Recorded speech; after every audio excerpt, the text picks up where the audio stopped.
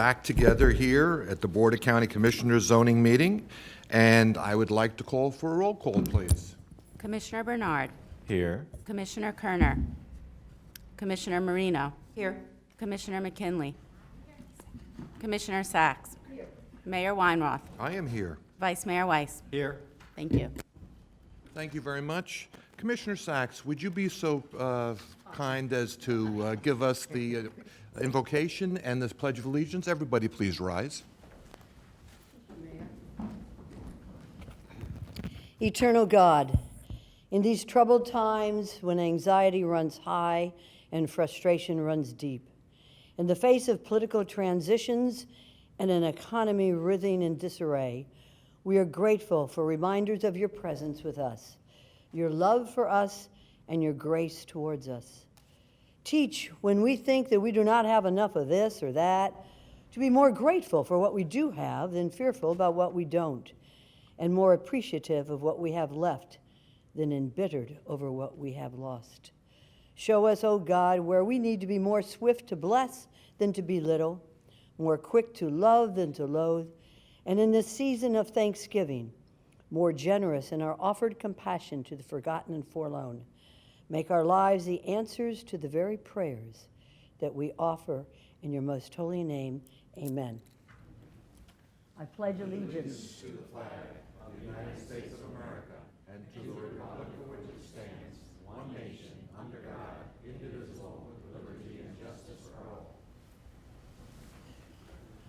Thank you, Commissioner Sacks. I think we should laminate that one. That was a great one. beautiful, wasn't it? That was very nice. Okay, notice? It's between us, you know. You're being blinded? Being blinded by the lines, okay. Blinded by the light, isn't that a song? Yeah, blinded. All right, by- let's get back to business here. Did we have notice? Yes. Okay. May I have a motion to receive and file proof of publication? So moved. I got a Vice Mayor and Commissioner Bernard has seconded. All in favor, all opposed? Show that as approved, 6-0. All right, County Attorney, it's time to swear in our friends out there who are going to testify. All those wishing to speak or testify on today's items, please rise and raise your right hand. Do you swear or affirm to tell the truth, the whole truth, and nothing but the truth? Thank you. Thank you very much. Well, do we have any amendments to our agenda today, Mr. Rutter, or anybody else who would like to chime in? Yes, we do. On our amendments to the agenda, we have the add-on for our Ag Reserve Conservation Easement template and a motion to adopt that template. We also had Assistant County Administrator Impact Analysis last night. We decided to review this a little bit longer, so we won't be moving forward on that item at this time. Very good. A little review is never a bad thing. All right, could I have a motion to approve the agenda as amended? I have a motion by Commissioner Marino, seconded by the Vice Mayor. All in favor, all opposed? Show that again approved, 6-0. Thank you. All right, let's see, turn the page. Time for the consent agenda. I don't have my right-hand man here, but I don't see any cards here. Do we have any cards for the consent agenda? No. Okay. I believe Wait a minute. there's one card. There is one card on number 5. Okay. All right. Does anybody up here want to pull anything from the consent agenda? Seeing nobody clamoring to pull anything off the consent agenda, I have a comment card on item number 5. So we will invite Sal Saldana to come on up and tell us your concerns or thoughts on item number 5. You have 3 minutes, and I would ask you to please identify yourself for the record. My name is Al Sadana. I own the property to the south of this project. I think they're building a house on the north side of my property. I own 5 lots out of 6 lots in that strip. The first lot is on the street side, so I'm landlocked, so I don't want to lose the road easement or the utility easement for my 5 lots. I might want to develop in the future. That's it. That's it? Okay, thank you very much. We appreciate your comments. Thank you. Commissioner Marino, did you want to speak? Not on 5, actually. Okay, very good. All right. I'm going to move on now. Let's do disclosures on the consent agenda. We'll go from left to right. Commissioner Sacks, would you please do the honors? Thank you so much, Mr. Mayor. On the consent agenda for item number 1, Dunkin' Donuts at Oriole Plaza, of verbal communications, my staff spoke with Brian Terry and receive and file emails. On item number 4, North Bates subdivision, receive and file on 1 email. Thank you, sir. Thank you very much, Commissioner Sacks. Commissioner McKinley, do you want to hold your comments until after disclosure? Okay, very good. Commissioner Bernard? Thank you, Mr. Mayor. On item number 1, received correspondence from Delray Alliance. And then on item number 4, received 1 email from a constituent. Thank you. Very good. Thank you, Commissioner. Commissioner McKinley? Yes, on item number 2, I spoke with Brian Terry. On item number 4, received written communication. Thank you. Commissioner Marino? Thank you. On item number 1, I received an email from the Alliance of Delray, and from consent agenda item number 4, I've received emails from residents and from Agent Matthew Barnes, and had verbal communications. Our staff has had verbal communications with the agent. Thank you, Commissioner Marino. Vice Mayor? Thank you, Mayor. On item number 1 on the consent agenda, I received an email, and my staff spoke to Brian Terry. Okay. And I will disclose that on item number 1, I've had various correspondence which are a matter of public record, and also on item 4, have received correspondence. No disclosures to be made on item 2, 3, or 5.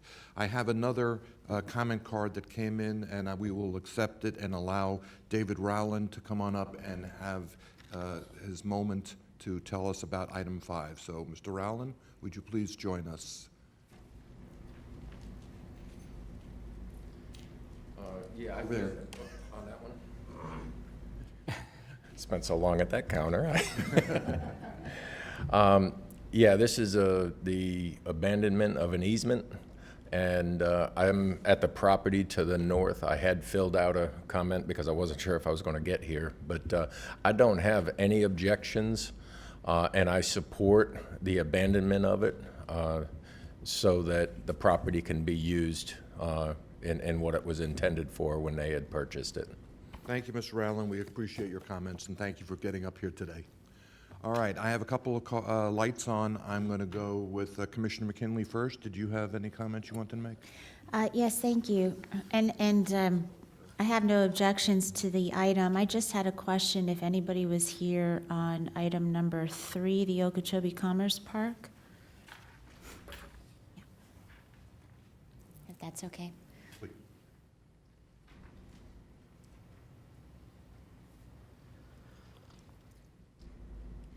Thank you. So just a question, because this is kind of a unique opportunity. You're repurposing and reconfiguring an old shopping plaza, kind of industrial area. We had a great presentation yesterday at the Business Development Board's annual meeting. And the development director for the city of West Palm Beach talked about how they are rebuilding the Publix shopping plaza that's located in City Place and Rosemary Square, whatever it's called now. And they said that they're going to be rebuilding that, making it a little bit larger, but they're adding residential components on top of it.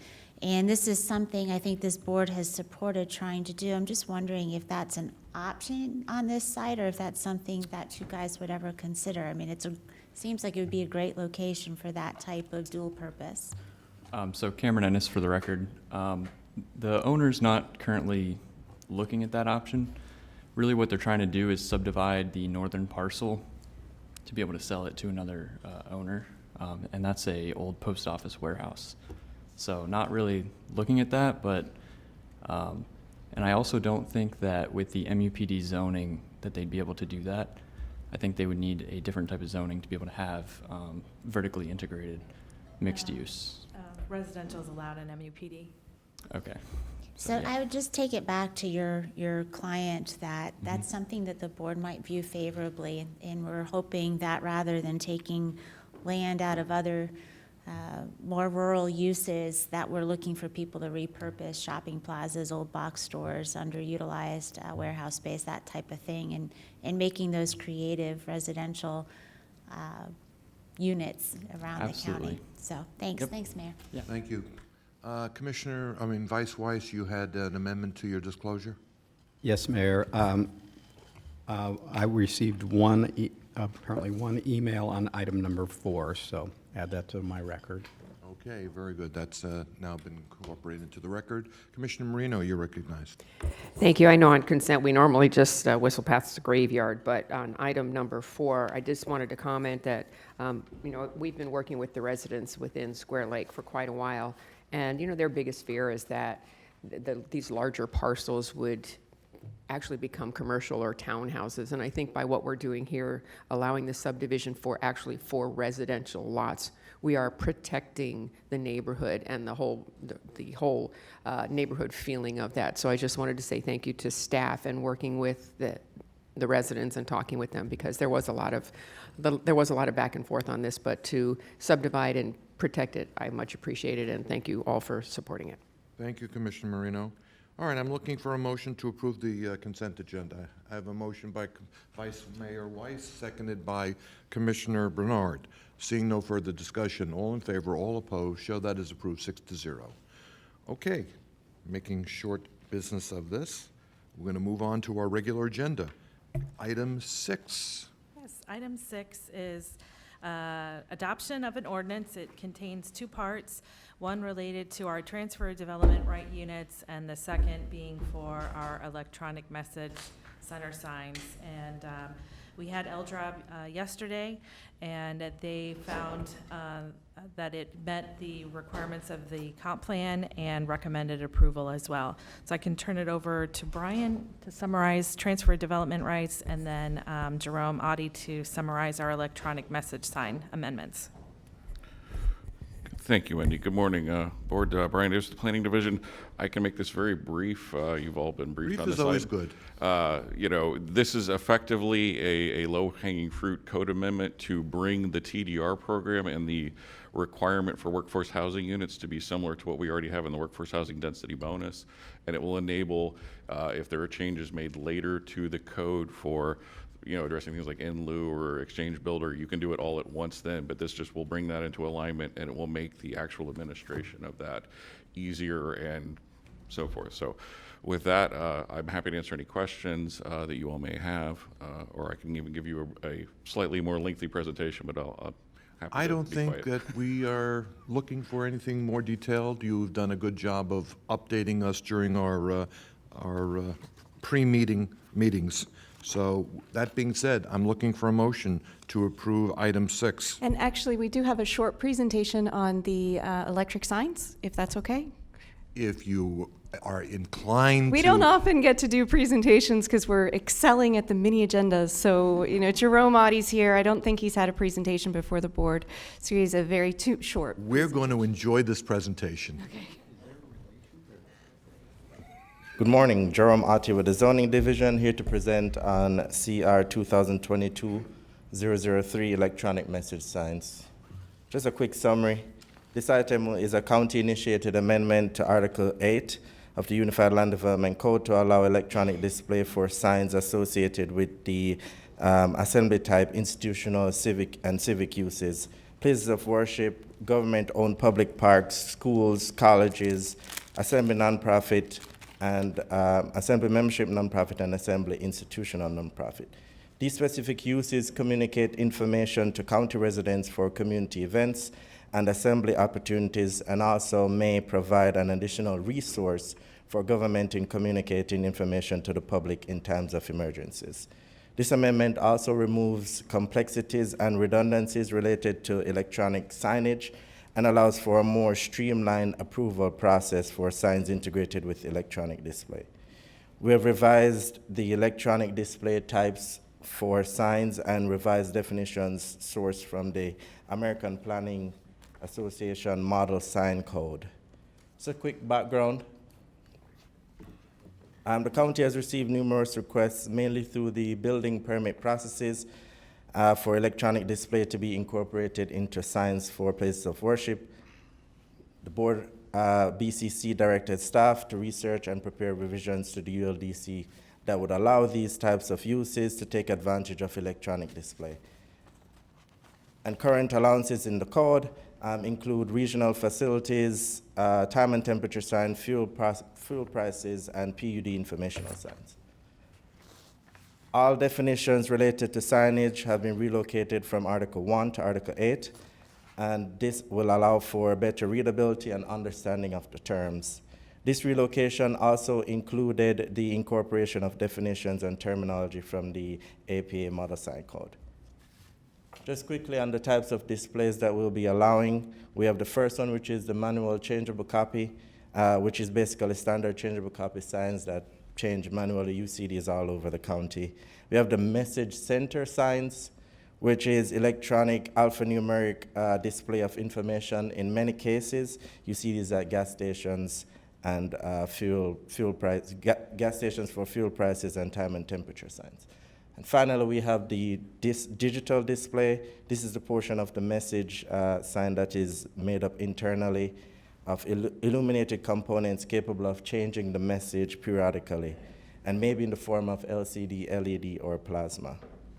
So the three types of signs or electronic display will be allowed through the building permit process, with a higher approval required if the electronic sign face area exceeds 50% of the total allowed sign face area.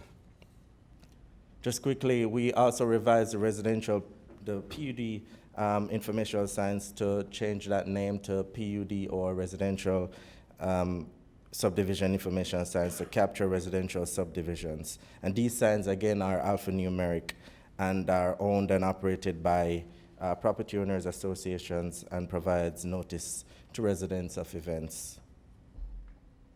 So we have also removed the Type 2 waiver process that was allowed for the electronic signs for regional facilities, and we have reduced and removed restrictions associated with the previous provisions for electronic signs. At yesterday's LDRAB meeting, we had the board recommended approval by a vote of 13-0. Drew Martin made the motion. It was seconded by Frank Giulisano.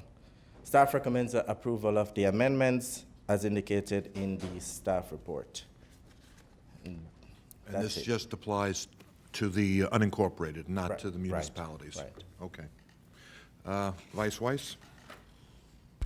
Thank you. Thank you, Mr. Adi.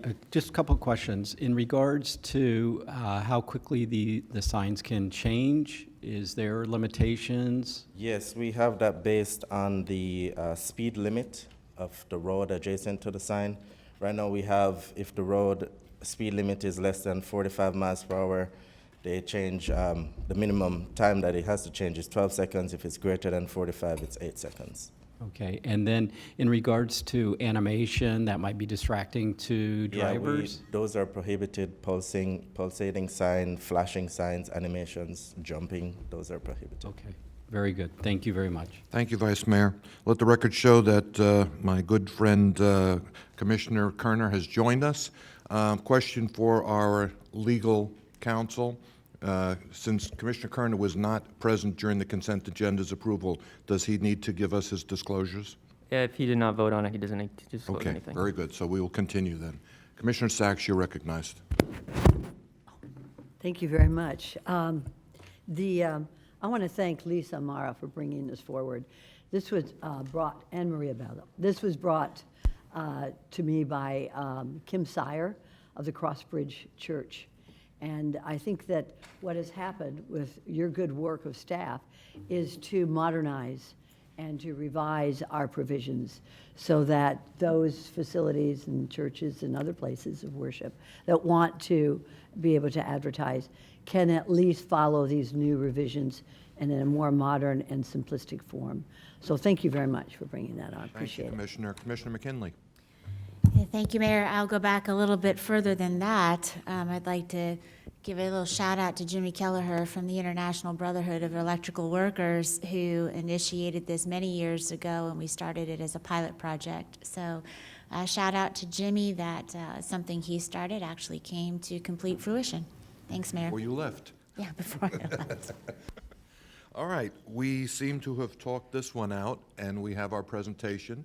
If we have no more, yes?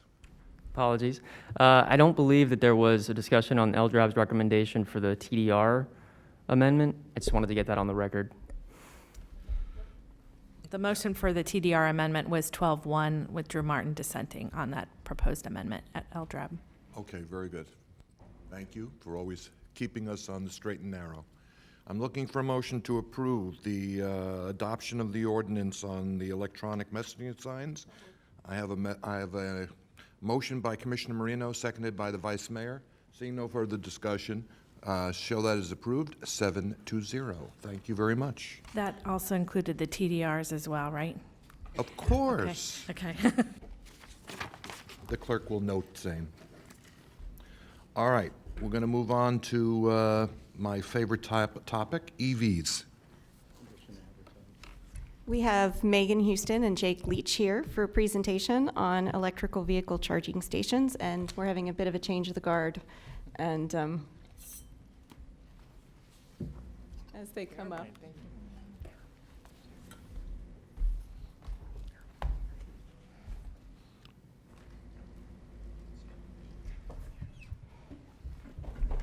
Morning, Megan.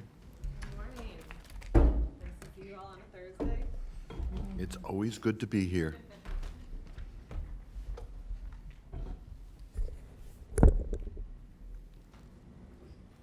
Megan Houston with Office of Resilience. Thanks for having us here today. We are here to talk about electric vehicle ordinance potential next steps, policy decisions relating to electrical vehicle charging infrastructure. We're going to provide a little bit of background of how we got here, some additional context of the EV market in Florida, go through some prior board direction, and then really communicate some policy considerations and ask for your direction on just specifically how you want us to move forward.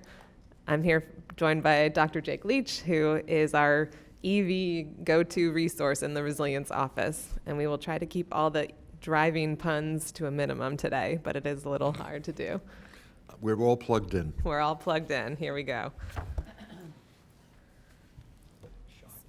So, Resilience and Zoning have received prior direction to this topic. We have put together language. We were scheduled to bring it to the board for permission to advertise, but the last, leading up to that, we were preempted at the state level on certain inclusions that we had specified related to fuel retail. So we are in the home stretch, but we had some questions about implementation, and we're back for additional direction. So we're just crystal clear on how you'd like us to proceed before we put pen to paper.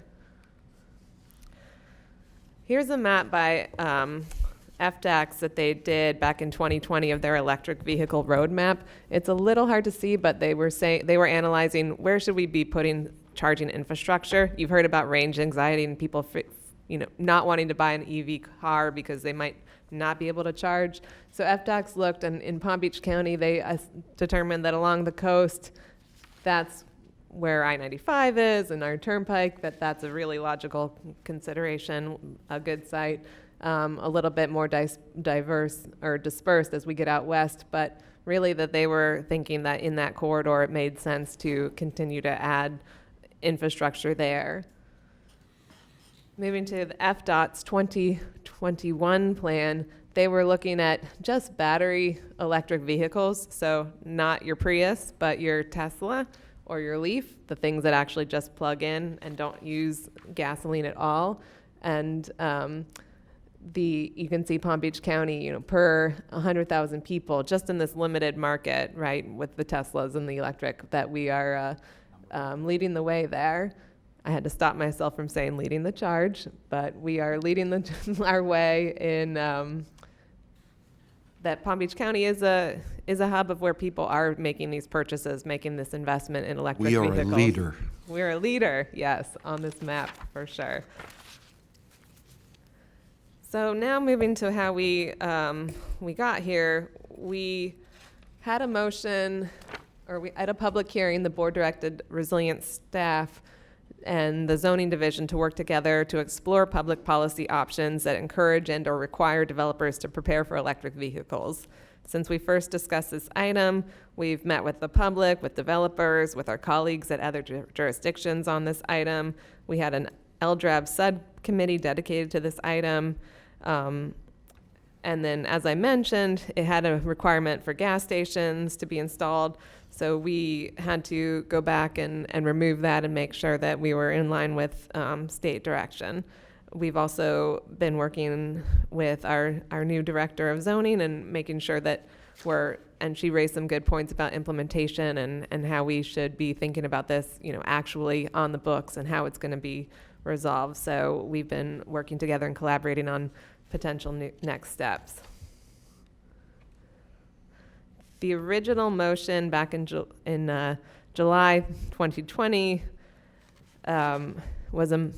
we recommended a motion to require specific installations at specific types of development, but the motion really was a little bit vague. It says consideration of these requirements, and so that's what we're coming back for clarification. Do you want us to consider? Do you want us to require?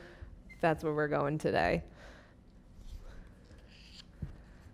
The actual statute that preempted certain electric vehicle infrastructure was specific to fuel retailers. A county may not require a fuel retailer to install or invest in a particular kind of fueling infrastructure, including electric vehicle charging stations. Fuel retailer means a fuel station or retail establishment that sells fuel. So that was something, it's emerging on whether a retail establishment is beyond the gas station retail establishment. So we're staying clear of anything that could fall within that preemption language. A little bit of a technical background when we talk about EV spaces versus EV ready. We just want to be crystal clear here. An EV parking spot has charging equipment installed and specific signage and striping. By state law, only EVs can park in that EV parking space. Compare this to an EV ready space, which has the infrastructure so that it is ready for a charger to be installed later. But the infrastructure and what that can require can vary. For our purposes today, when we say EV ready, we're talking about a space that has empty electrical conduit running from the parking space to an electrical panel that has that sufficient capacity, excess capacity to support additional EV chargers in the future. It's just the conduit and the panel, no wires or sockets. The idea here is cost savings. It's cheaper to install this slightly larger electrical panel and parking lot conduit during development than to go in later and do a retrofit. You don't have to pull out this functional panel. You don't have to replace it with a larger one.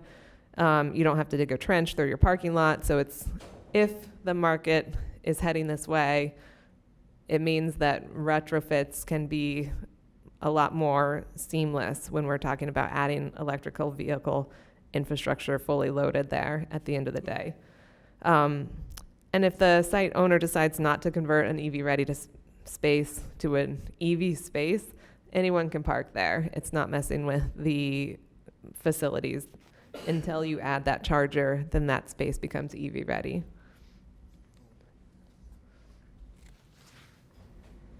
The second direction from July 30, 2020 asked staff to look at incentives to encourage EV charging equipment installation. We did struggle a little bit to come up with incentives that are large enough to drive adoption of EV charging without hindering other county priorities or requirements. For example, staff has considered allowing installation of equipment like transformers for EV chargers in the landscaping areas. This removes a hindrance to that installation, but it might not be this major incentive that could push it over the top. We've also looked at what other jurisdictions are doing. EV ordinances, EV ready, EV parking spaces are becoming quite common. There is a large amount of variation between what cities and counties are doing. For example, Pensacola on city-owned property only. Their new parking facilities, renovated parking facilities have to have chargers for 3% of their parking spaces. Compare that to where something like Boca Raton, 2% of off-street parking, over 50 spaces. They're looking at multifamily, residential, commercial, industrial. That's not just city-owned, that's just those uses. And others, Hollywood, Miami-Dade, have similar requirements. So EV ready can mean different things in different jurisdictions as well. Some use the EV capable as this intermediary. So there isn't real consensus on the specifics because different jurisdictions are approaching this in their own way, on their own time, on what they think makes sense for their specific community. Here in Palm Beach County, as you know, we've been working on a broader EV initiative. We've already encouraged electric vehicles in other ways. We have electric vehicles at our Palm Beach airport and right here at Government Center, so that's exciting. We just signed a contract to install EV chargers at the convention center, so that will be another amenity that our convention center can market to when people are coming and traveling. We're hoping that we think that that'll be a really good location. PalmTran is planning to transition part of its fleet to electric buses as part of its zero emissions transition plan. So lots of action, lots of activity here that we're looking. And our facilities folks, when they're building infrastructure, new infrastructure, they're also putting in the required infrastructure. So if we do decide to expand later, it's an easier retrofit to add charging there. And here's one of our, of course, favorite photos that I took this photo, so happy to give the rights away to the county to keep using this one. So just in summary of practical and policy considerations for you to think through as you're directing us today, adding this extra requirement would be an extra step in our zoning division.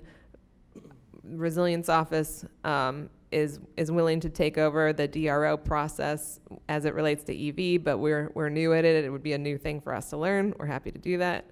And by we, I'm pointing to Jake. He will be in there working on this. And so it would be a new process. In some other jurisdictions, it's our building division. It's their building division as well, working in tandem with the zoning division to make sure the electrical panels and things like that are meeting specs. We don't have this, another consideration, we don't have this broad comp plan EV policy, so that's something our zoning director has pointed out. A lot of other entities make it part of this bigger package rather than starting with the ULDC amendment, which can be a little bit abrupt. We also have to think about the onus on developers at a time when construction costs are high.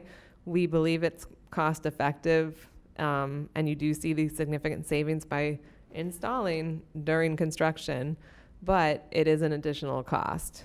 One thing that is coming up, we talked about the Inflation Reduction Act on some of our briefings. So there are tax credits for the EV infrastructure in certain areas where the poverty rate is at least 20%, or where median income is less than 80% of the state median income level. So that's really exciting to see that there's, it's not everything, but it can be up to 30% of the cost or 6% in the case of property subject to depreciation. So there are incentives coming out for that infrastructure, as well as the county, the board helped us, we passed a resolution on naming additional roads as alternative fuels corridors, and that makes us eligible for new funding coming out that's going to the state that can provide up to 80% of charging infrastructure. So we're going to be watching that and making sure we can relay all that information too. So there are incentives coming out related to the EV infrastructure costs. And then the last consideration of course, this was preempted not that long ago with fuel retail, but we don't know if that's going to expand. So why we're here today, we're hoping to get clarification on whether the board would like us to come back with a requirement or a recommendation. We have three outlines here, so we could make EV-ready spaces required at a certain amount of development. The number of spaces and types of development would be recommended by staff, and exceptions would require this administrative or a type 2 waiver. A middle ground would be making EV-ready spaces a condition of approval, and case-by-case basis where the board would have the final say in that approval.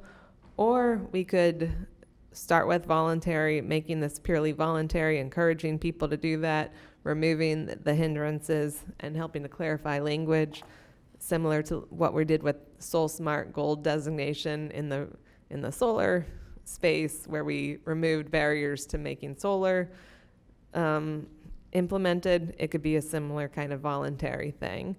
And that's why we're here today. We have A, B, or C. We don't have 4 boxes, all of which could apply, just A, B, or C here. And we're happy to answer any questions and get your direction. And I'll turn it over to Lisa to see if she wanted to add anything.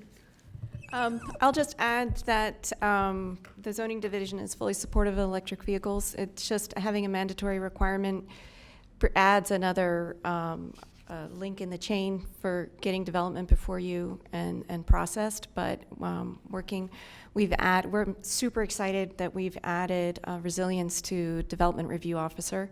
And we think that they could bring a lot to the table, just even that addition alone. And the proposal, one of the proposals is to allow EVs to go through the building permit rather than skipping the DRO stage if needed. And that's something I think that'll expedite. That's the voluntary approach. But anyway, those are just considerations that we have. Very good, thank you. Just one point of clarification before I recognize Commissioner Kerner. Outside of preempting us, does 377 do anything to require any sort of infrastructure at gas stations or fueling areas? We can pull up that full statute. You're asking if it requires any kind of fuel infrastructure? I'm just wondering, other than just telling us stay away from it, have they done anything as far as at the state level to open this area up as far as having EV chargers at fueling at like Wawa's and other locations? You want to go ahead? Yeah. I mean, is this on? We've had various studies coming out. A lot of the state agencies, FDOT is looking at adding these to sort of highway and turnpike rest stations, figuring out where they can put maybe mobile chargers in case that they need to kind of move them around for emergency situations. FDAX has been putting out a report. PSC's put out a report that's been required by statute. And who am I forgetting? FDEP is also looking at this on surface streets and sort of putting out best practices reports. Okay. And Megan, obviously at federal level, there is an imperative to go forward with an infrastructure to make it easier for people with EVs to have charging and not have range anxiety. What kind of programs could we plug into?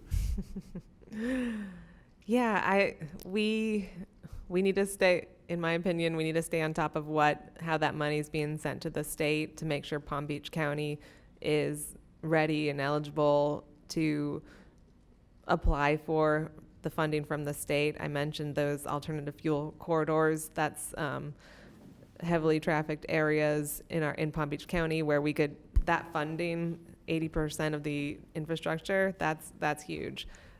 We should also, in my opinion, help communicate the incentives to our consumers who come to the resilience office looking for what's available at the state, federal, county level. So we need to be communicating the EV incentives on the vehicles themselves, as well as the charging infrastructure. The residential side, there's up to $1,000 credit, so it's like 30%, I think, of the infrastructure costs. So that's enough, or that's a significant chunk to start helping to move the market. So I think staying on top of these programs that are coming out and following how they go to the state and how they'll be allocated is really important. I know our PalmTran folks are excellent at tracking the funds that are coming to transit options. So we have a lot of folks interested in these programs and how that'll be directed to Palm Beach County. Very good. And on your comparable requirements in other jurisdictions, I'll take credit for Boca Raton's ordinance, which requires 2% of off-street parking over 50 spaces, multifamily residential, commercial, industrial. So we did get that through. I haven't checked with my friends from Boca to see how that's working out, but that was our toe in the water. Commissioner Kerner. Thank you, Mayor. I guess the only question I have remaining is, and maybe staff can answer it, or maybe my colleagues on the board can, is there model legislation, or as Tesla and the industry as a whole lobbied the federal government or state governments or local governments with their vision, demographics about their production capacity, where this nation is going in terms of the next 10 years and what their plans are, and any, is there, or even at FAC conferences or NACO, are they talking about what the model legislation or the intent or the desired legislation should look like? No, nothing? No.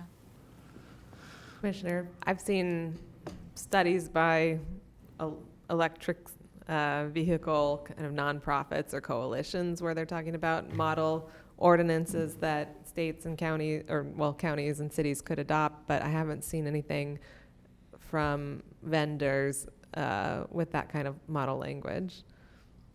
It would seem like the industry as a whole is very much dependent, their model is dependent on access to this type of infrastructure, and that there would be a larger effort nationwide to help guide the local jurisdictions through this.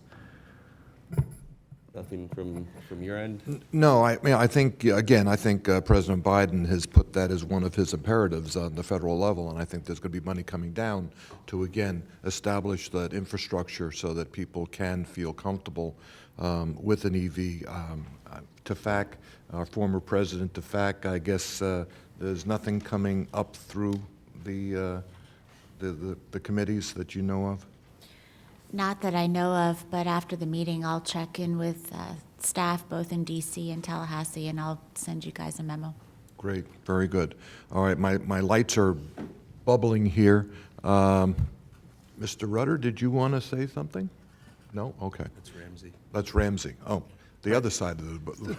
So just the fact, because I have a Tesla, I think Tesla's a little bit unique because they want you to buy their car and they want you not to have range anxiety, so they program all their charges, so you can pretty much get anywhere unless you're driving with Commissioner Weiss and one breaks.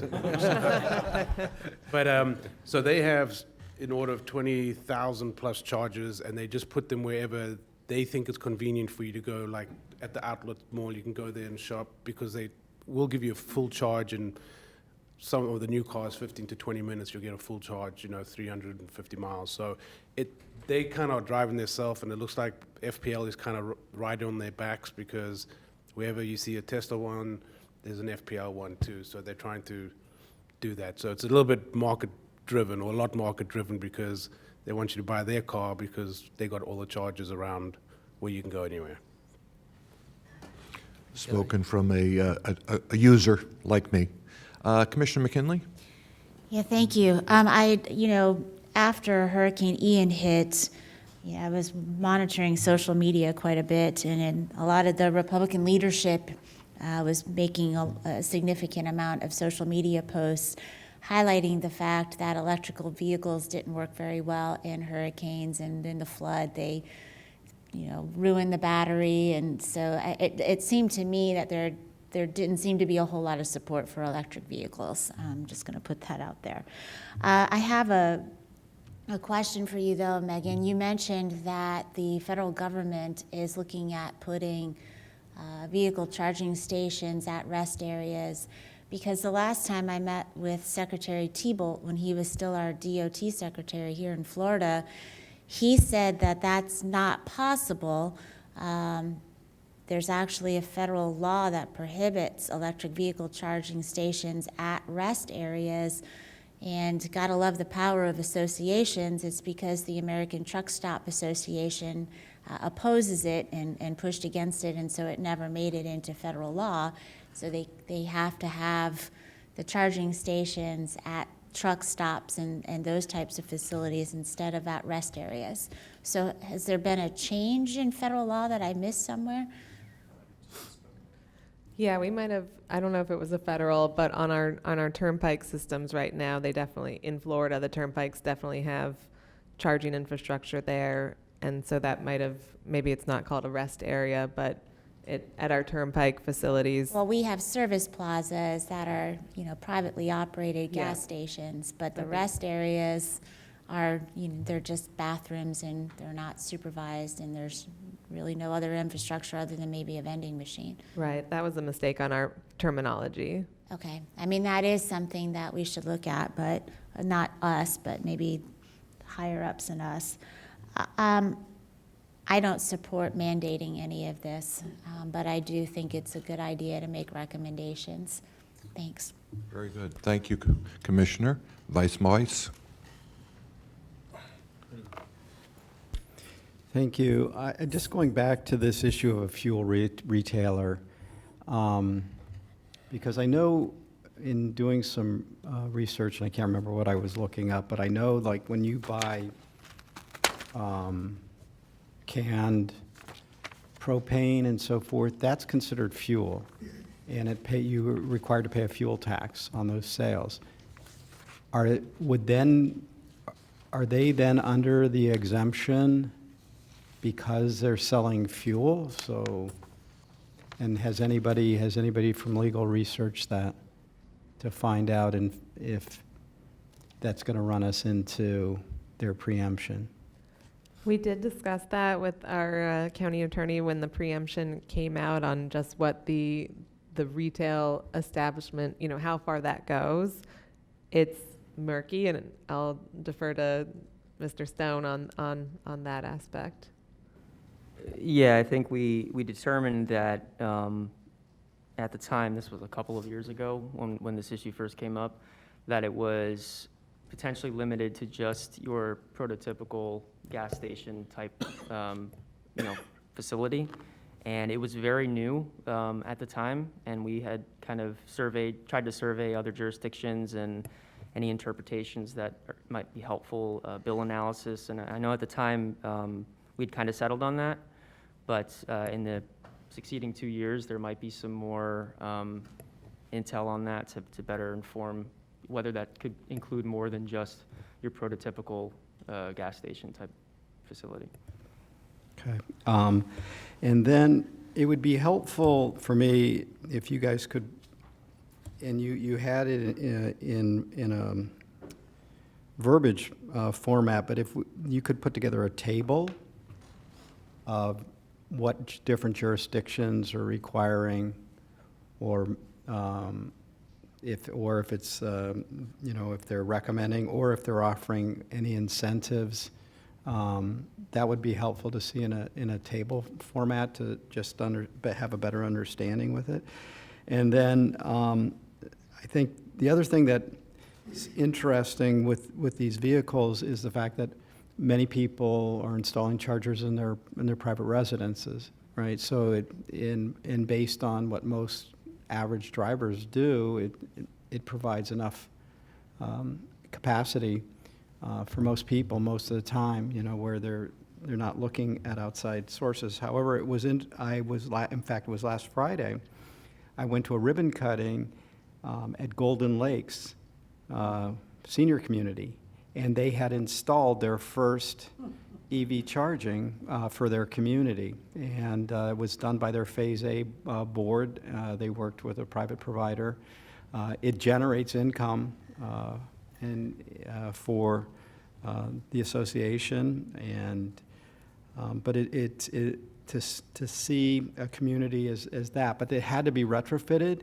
And one of the issues they ran into in terms of the amperage available at their various buildings and so forth does not allow them to put in any of the sort of the faster type chargers, and I'm sure those that are more familiar with this technology understand that. But So I think it's, as people are looking at this and as we get developing more in new residential communities, and I know, for example, I was at a new apartment complex that we had approved a couple of years ago.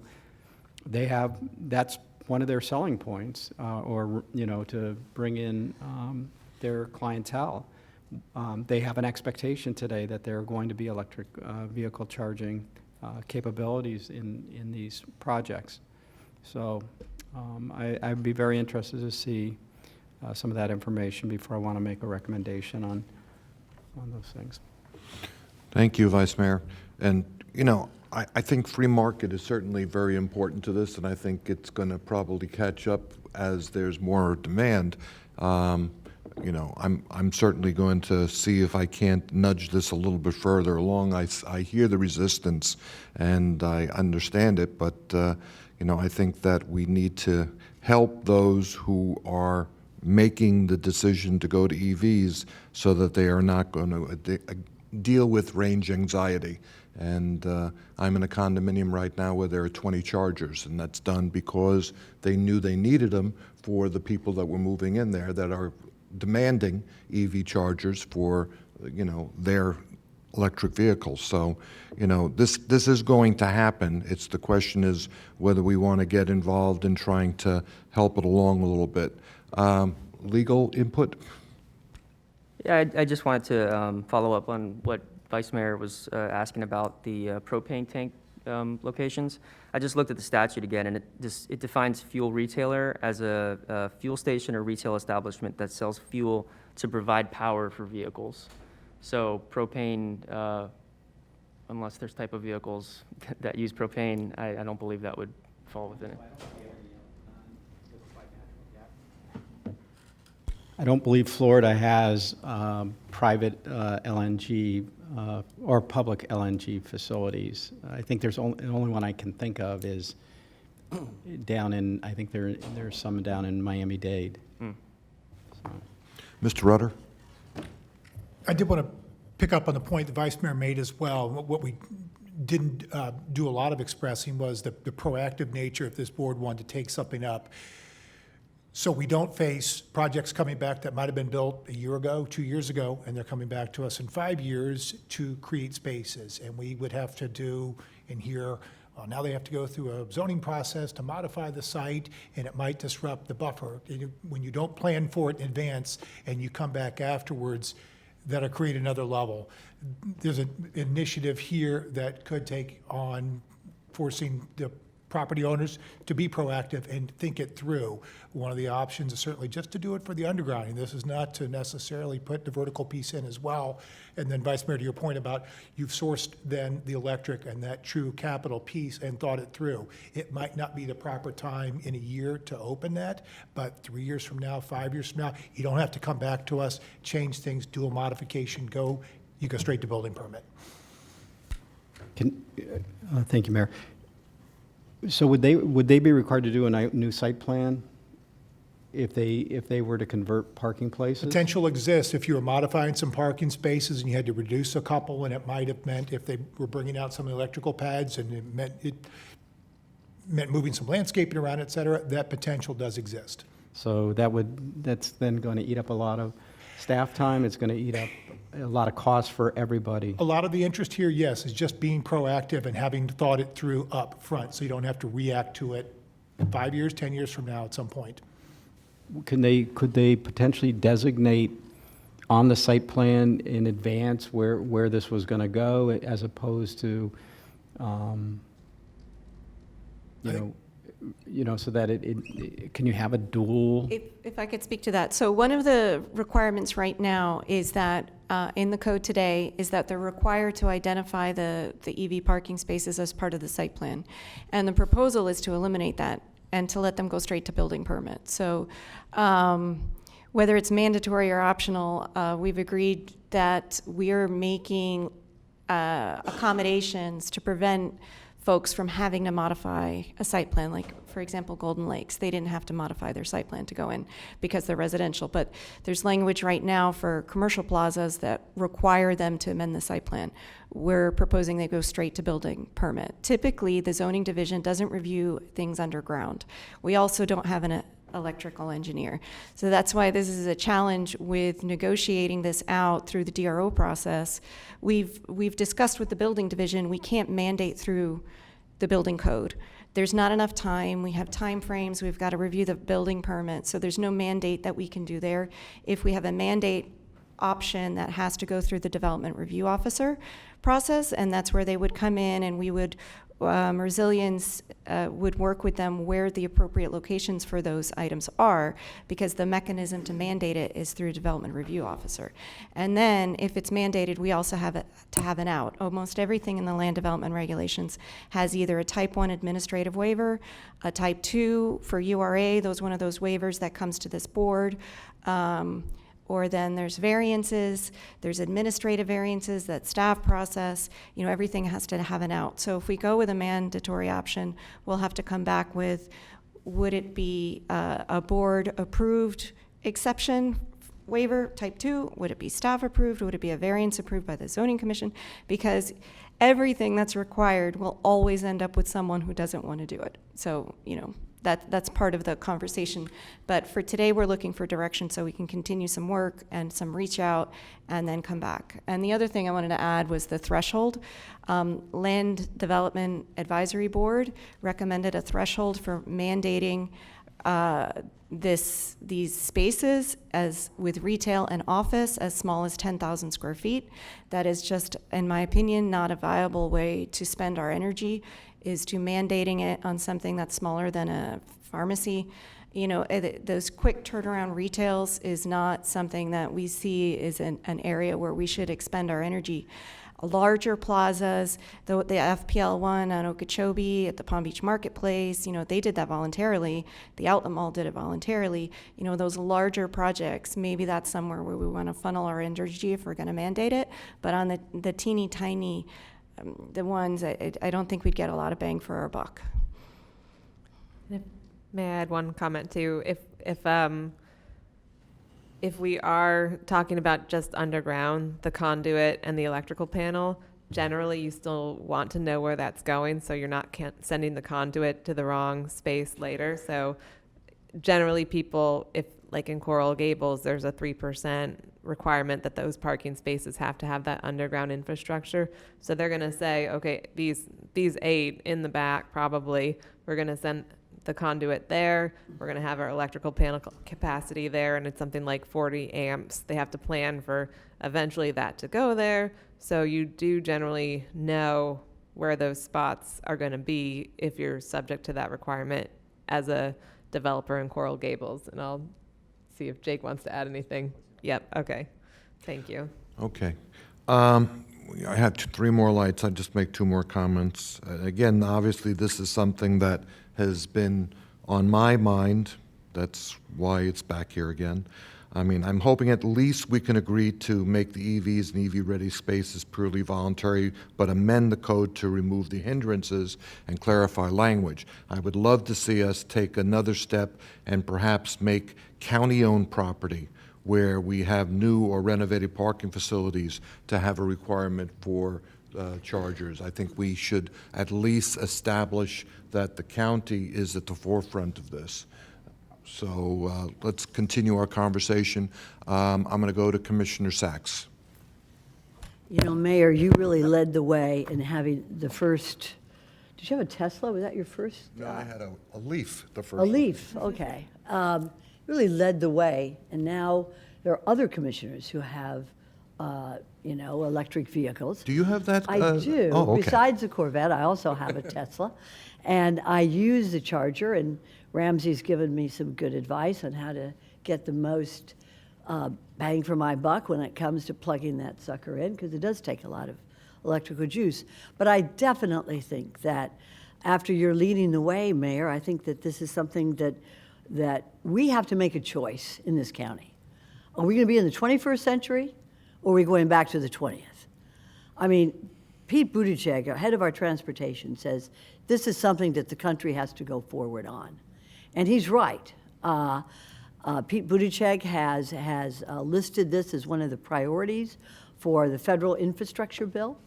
I would like to see our staff do more work on exactly what you were talking about, Lisa, with the grand, and as the mayor talked about, putting these chargers in county facilities. I mean, really. We've got the convention center, we have the airports, and we started right here with our own parking facility. This is something that we must lead the way as local government.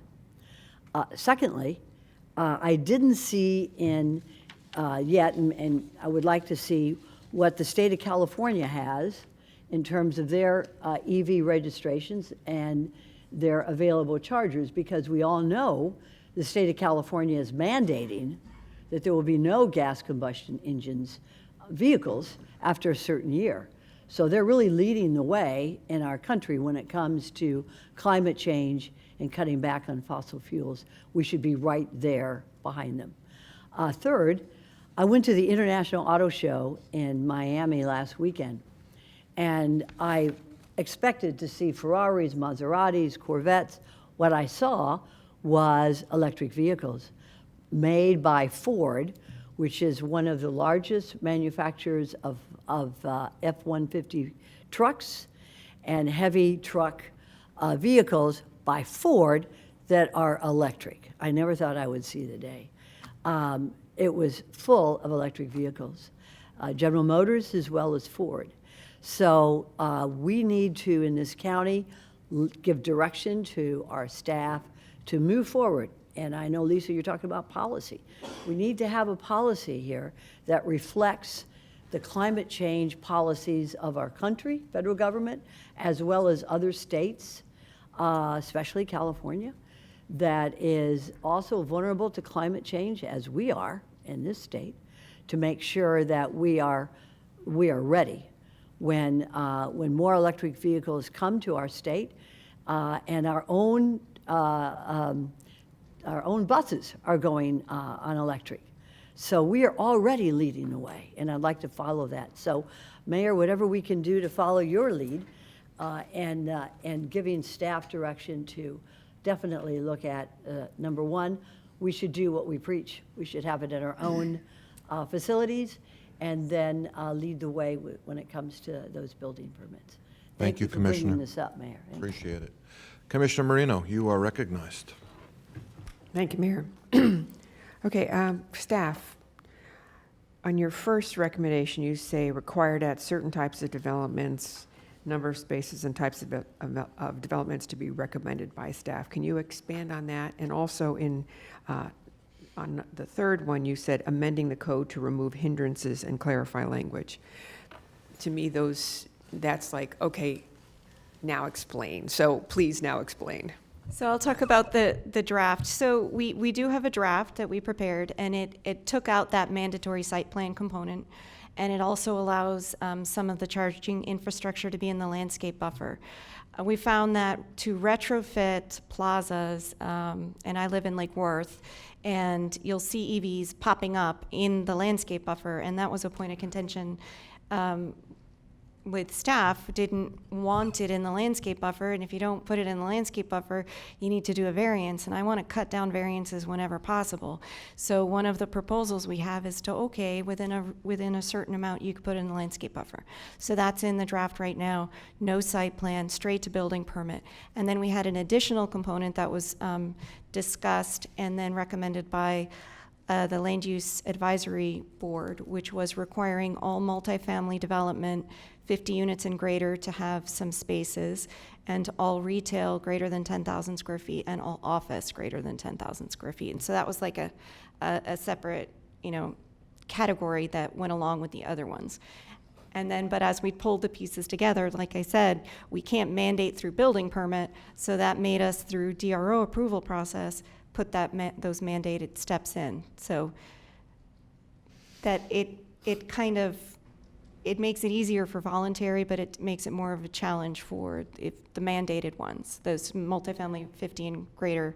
And then, you know, like I said, I just can't support 10,000 square feet and up. It's just too small as a threshold. And I don't know what the threshold would be. If you want to mandate it, would have to come back with. Really, I don't see this as a use issue. I see this as a size of the plaza issue. You know, it's your the planned commercial plaza threshold should trigger it, not generally one tenant in there. If an out parcel comes in for a CVS, it's known, you know, or a Walgreens, not just to be fair on the names of the pharmacies out there that are popular, but yeah, so it would be a little bit more of a hindrance if we mandate it. So yeah, so it is kind of a contrary kind of list of recommendations. Well, it seems that we have two different issues. One is retrofitting, and one is what are we going to do in the future?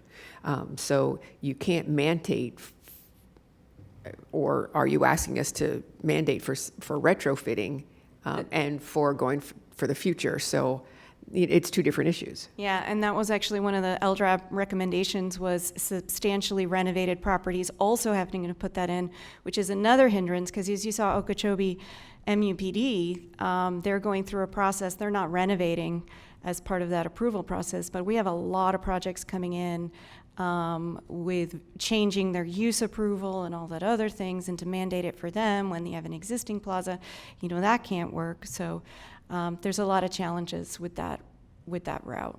So Megan, you have you're like, I want to say something. Thank you, Commissioner. So that is where I think Coral Gables, they're talking about renovating parking facilities versus renovating the building. So that's a threshold that could be something cleaner. So we're not talking about, if you're only touching the building and not touching the parking, perhaps that shouldn't trigger any kind of mandatory requirement. And then I don't think we're ever talking about mandating the retrofit, right? It's only if they're already doing that retrofit to then go in and add the capacity there. So we're not saying all buildings 50,000 square feet should now put charging infrastructure in. And then again, the language here, the request is specific just to the conduit. So the pipes in the ground that don't have anything in them, but you can stick things through later, and then the electrical panel. We could also, the electrical panel is an additional cost, so we could also drop it down and say conduit only that's sufficient size to allow for 40 amps per site, you know, with a certain threshold. So you could drop it down and make it just the conduit requirement. So if we were to do, I'm actually part of the group that would say that I think this is purely voluntary, but I would think that developers would want to do this because, you know, to attract the largest pool, you've got to give the most amount of options, and that would include electric charging stations. But I'm still a little confused about the, if somebody comes to us and they want to retrofit, is that part of what we're doing here?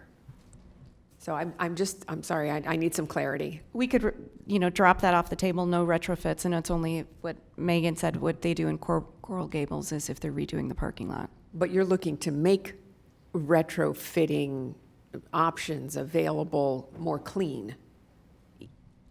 Did I say that properly? Yes, we're looking to allow them to go straight to building permit to go ahead and put their charging stations in within a percentage in the buffer, and to do the electrical without having to put it on the site plan. Because right now they're required to come through the site plan process, and that no one likes to have to amend the site plan unless you know, they would prefer just to go straight to building permit for the voluntary aspect, you know, just go straight And I'm there. fine with that. It's the new going forward that that should be voluntary.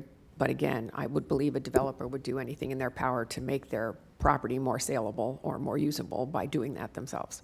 So does that help? Did that clarify anything? Yeah. Thank you very much. So I'm not shocked that we're not going to charge forward. Yeah. However, That was two. that's a twofer. That's a twofer. All right. I'm hearing some consensus building here that we're ready to at least embrace the idea of the voluntary cleaning up the ordinances, so if people did want to retrofit, going to make life easier for them.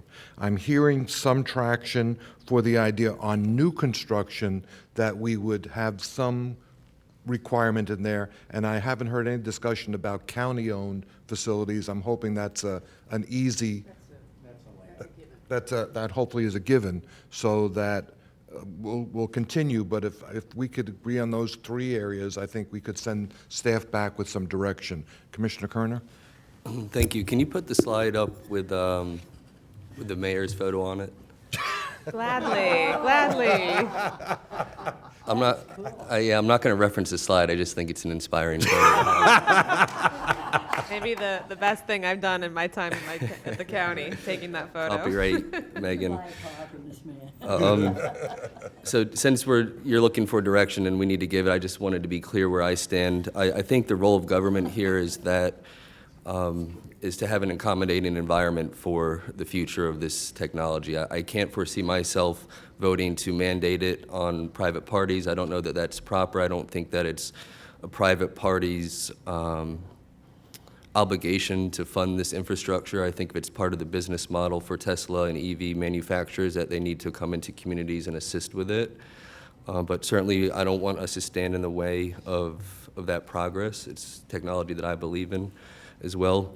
But given that, I would support a new construction for the county facilities, but not for private facilities. The other issue that I think the mayor might want to look in, with all due respect, is diversifying our fleet of vehicles beyond just buses. I know that we have a large footprint of internal combustion engine-driven vehicles.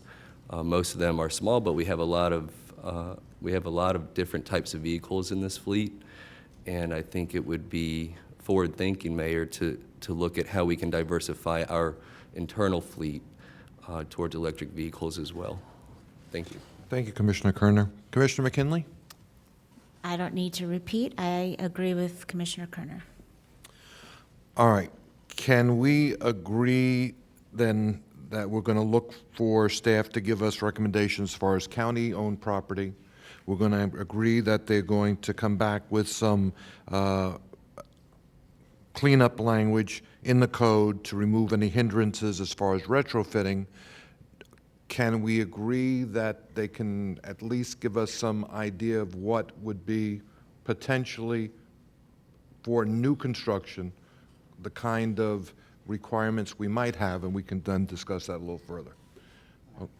All right, I think we're all on the same page on that. Do you have satisfactory guidance? What was the last part on new construction? Is All right, that so- mandatory? It's on some level of new construction? On the or- number one, we're going to not close the door on it, but at least have an opportunity to take a look at what you would recommend as far as new construction. What would be the criteria? You've given some numbers as far as 10,000 square feet, and what would be the criteria you'd establish for commercial and industrial going forward? Obviously, Commissioner Kerner still has some reservations about mandating it, but I think he's willing to at least have that conversation. And Commissioner Marino. And Commissioner McKinley, but she's not going to be here to discuss it. Aw. All right, we good? Megan? Just one point of clarification. So we'll work with FDO and ESME clearly on any kind of county requirement suggestions. But I wanted to say that she is already leading the way and doing a lot of great things with her county infrastructure and putting that, making spaces ready with Canyons Library, and that's her direction there. So we'll work with her. But you're talking about formalizing that, I think I hear. Okay, got it. Thank you. Commissioner Marino? Just to reiterate, Mayor, Yes. I believe it should be voluntary for new development, but that, as it says here, amend the code to remove hindrances and clarify the language. Again, I think developers will use every tool in their toolbox to make their product more saleable, and this would be something that would make it more saleable, but I don't think it's something we need to mandate. I don't think we disagree on that, but boy, the lights are going on now. Vice Mayor? As a way to, for retrofitting, I'd also be interested in having your contemplating allowing the facilities into the landscape buffer. Commissioner McKinley? Since I won't be here, Mayor. But we're sorry about that. I'm here a week longer. 2 suggestions.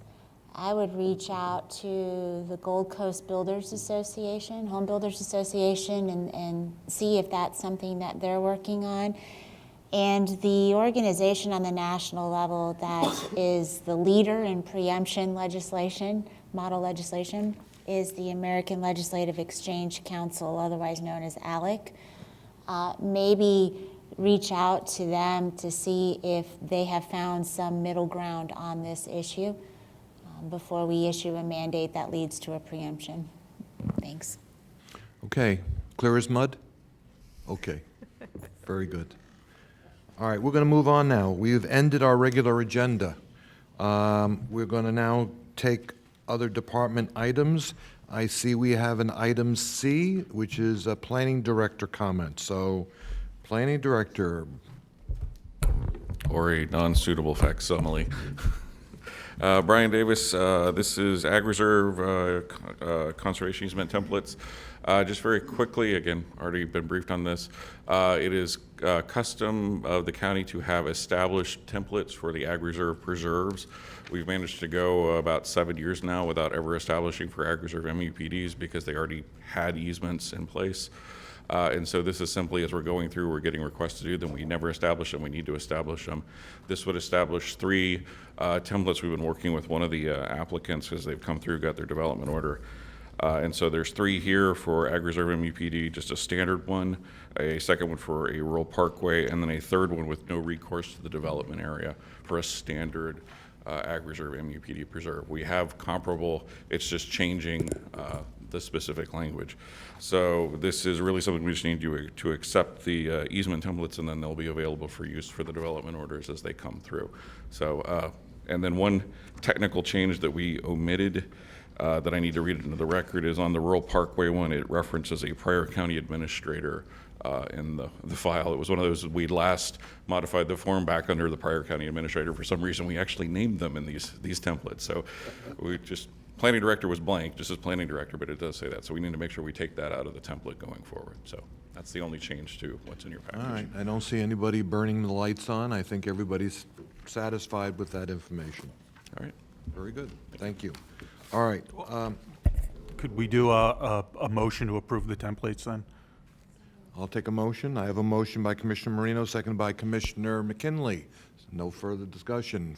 Yay, nay, 7-0. Okay. All right, anybody else of my list of characters here? Attorney, director, assistant, commissioners? Anybody have? Okay, we'll stop with Commissioner. You have a comment. Under regular comments, wanted to say goodbye to Commissioner McKinley. For those of us who have been here with her for all 8 years, I'm looking around the room, and some of us have been there for all 8, and some in different terms.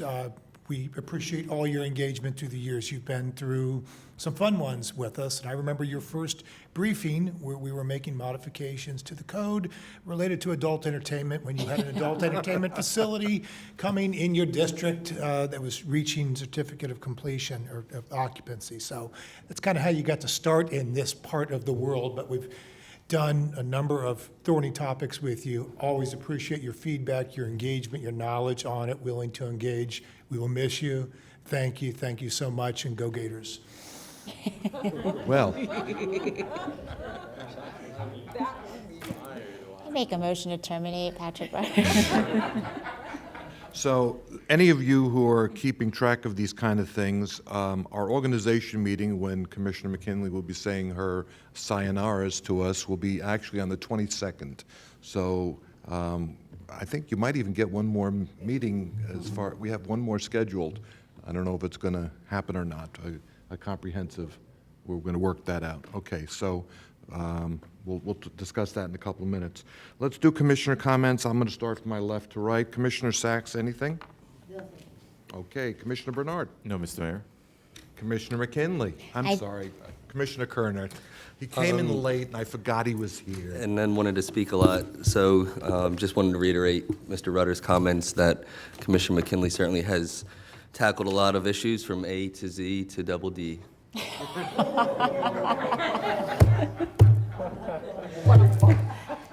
that the last word? Commissioner McKinley, you're up. Thank you. I actually do have two serious items, but let me talk about that one. So yeah, that was interesting. Mr. Rutter and Commissioner Kerner, that was nothing like Election Day and the day after Election Day, one of those yellow signs going up on a piece of property regarding a change that they wanted to make. Coming soon, Double D Ranch and Saloon, which ended up having an adult entertainment component. But I hadn't even been sworn into office yet, and little kids knocked on my door. My mommy said that you can help us. We don't want this in our neighborhood. I'm like, great. And so all they were trying to do was get an allowable commercial kitchen so they can make it into a restaurant. But, Commissioner Kerner, it was that conversation that led to this board working with you when you were in the legislature to add the language in that allowed us to pass the ordinance requiring that the trafficking hotline be posted in those facilities. And it also led to us making changes in the adult dancer registration ordinance that we have. So the comical conversation actually led to some really good changes that, Commissioner Kerner, you were a huge part of in Tallahassee, so thank you. Yeah, I'm not touching that one. I think Commissioner Abrams at the time had some pretty choice comments on that issue. But it has been an absolute pleasure to work with the PZ&B staff, even though I was notoriously 5 minutes late for almost every agenda review. And Ramsey, it's been a real pleasure working with you as well and watching you rise up the ranks into your leadership role. So best of luck to you. On two serious notes, the first one, that meeting date is a little bit in question on the 16th. And staff is working through that right now. There is one item that is on that agenda, and that is the proposed Heritage Farms overlay. There are significant questions that still need to be answered. I want to see that overlay pass as quickly as possible, but I would like to ask that we postpone that item until the January meeting. Just so that some of the property owners that are still expressing concern have time to work through the process and that we have a fair hearing in January. Do we have? Understood, yes. Okay, all righty. And then the other item I have just came in this morning. This board has been very supportive of a nonprofit called 25 United. A few years ago, we were able to donate 2 fire rescue trucks to 25 United that were donated to the Bahamas after Hurricane Dorian hit and their volunteer fire station in the Abacos was destroyed. And so they have come back to us on a note. I traveled with this organization over to the West Coast and did some Hurricane Ian recovery work with them. They are requesting a possible donation of a surplus Palm Tran Connect vehicle. And let me tell you, they borrowed one from another organization in Martin County, and they transported all of the volunteers over there with considerable supplies following a semi-truck. But when that bus pulled up to a resident's home, and all of the volunteers unloaded, and within an hour, they had that whole yard cleaned up and trees cut off and lifted off of cars. I mean, it was pretty impactful. And we made a lot of people really happy that weekend. And so they have sent in a letter of request, and I know that Palm Tran finally has some of those vehicles available to surplus. So I'd like to give staff direction to consider this request from 25 United for a surplus vehicle. They are also requesting a generator. I am not aware of what our supply is on that one, but I'm going to forward this letter to staff if you guys are okay with that direction. All right, we will direct the staff to review that and hopefully. That is all I have, Mr. Mayor, so thank you. I'm sure there'll be more. I'm sure there'll be more. And go Knowles. Commissioner Marino. I just want to say today is Read for the Record, Literacy Coalition. Some of us have already done that today. Nigel and the Moon. So it was a wonderful experience this morning with the third graders, and I encourage everybody to remind everyone how important it is to read and expand your brain. Very good. Vice Mayor? Thank you, Mayor. After a few weeks ago, we created a commerce flu out in the, both throughout the county, but also in particular in the Ag Reserve.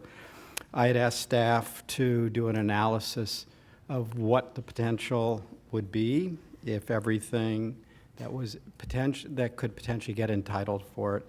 And Mr. Fisher did a couple of iterations on that for me and came back with, there are 24 parcels that could potentially build up to approximately 6.5 million square feet of industrial type development out there. So I'd like staff to come to look at this and give staff direction to come back and make a recommendation as a way. I don't really believe the board was wanting to build 6.5 million square feet of industrial out in the Ag Reserve. All right, can we get a report back? Thank you. Anything else, Vice Weiss? That will do it. All right. I have a few comments, and then we're going to have a special presentation. We are in the middle of an election. I know that it comes as a shock to you, but we had vote by mail started about 3 weeks ago. We're in the middle of early voting right now, 7 a.m. to 7 p.m. in over 20 locations in our county. And November 8th is that all too familiar date where everybody goes to vote, and hopefully we get a lot of people making a decision. So please, go and let people know what you think. Go ahead and vote. And as I said, we are going to have our reorganization meeting, both for the Solid Waste Authority and for this board, on the 22nd day of next month. And with that being said, Commissioner Marino. Because you brought up the election and early voting and whatnot, and you all know that I'm on canvassing board, which is actually it's my pleasure to do.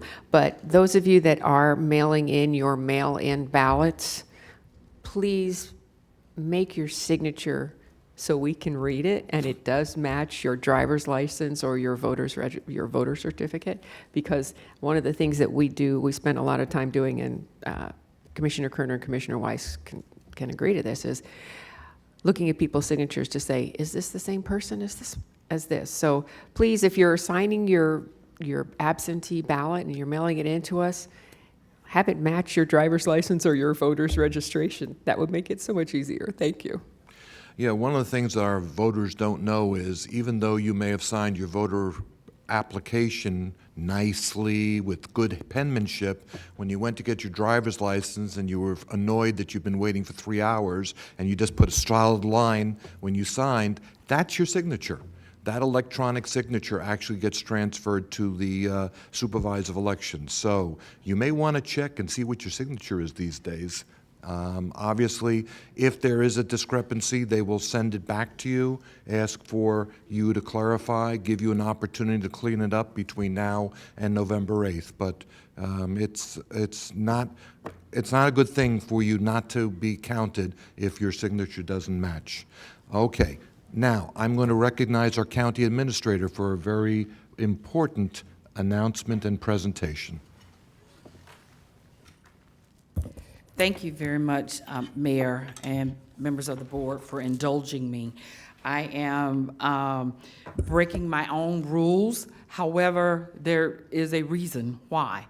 As you are aware, except during the pandemic, we always give out golden palms. And that is for our employees that go above and beyond their job duties, which most of them do anyway. But we have a few that exceed even more than what's expected. And so we've got a very long-term employee, and I don't give these out because people have been here forever. They've got to have done some exceptional things.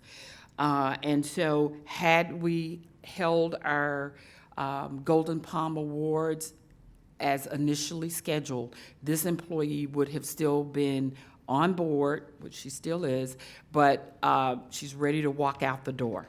And so I didn't feel it was fair to penalize her because we were running behind schedules due to a number of things. But I want to take out of turn and recognize Tammy Wilkins. Tammy has been with us for 35 years, and we've been celebrating this week on her retirement. Tammy has done an exceptional job upstairs because I know she takes care of people walking in off the street. She knows what department to send them to. She even takes care of them through her church and her husband. She is the epitome of a public servant. She does it as a part of her job, but she also does it as a part of her faith and her livelihood. So I am going to award Tammy Wilkins, and she's the first one, and the rest will come when we do our Golden Palms. But today I want to award her Golden Palm for her longevity of dedication to the constituents of Palm Beach County, and also for serving multiple commission boards. And that is a feat in itself, as we all know. And also serving a number of administrators, because we can sometimes be a pain. However, she's done that for 35 years. Your years of experience and personable approach to all who visit the commission will be irreplaceable. But we want to publicly thank you, and I wanted to give you this award. This is your first Golden Palm, and you deserve it. So thank you very much.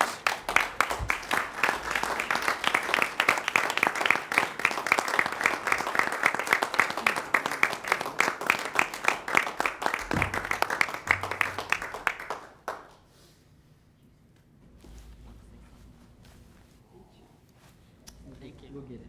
Okay. Can you believe I don't know what to say? What to say? This is crazy. I mean, I don't know what to say. I don't know what to say. I don't have no words. I've done it. I've done it. I mean, it's the first time in my life I ain't know what to say.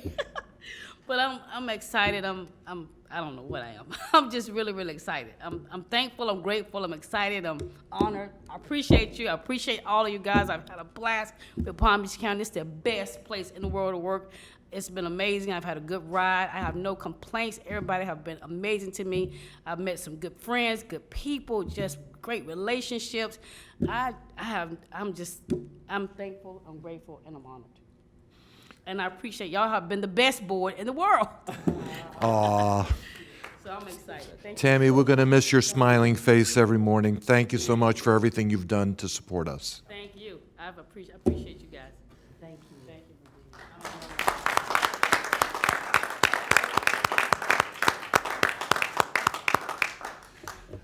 Madam Administrator, is there any other business before us? We are adjourned.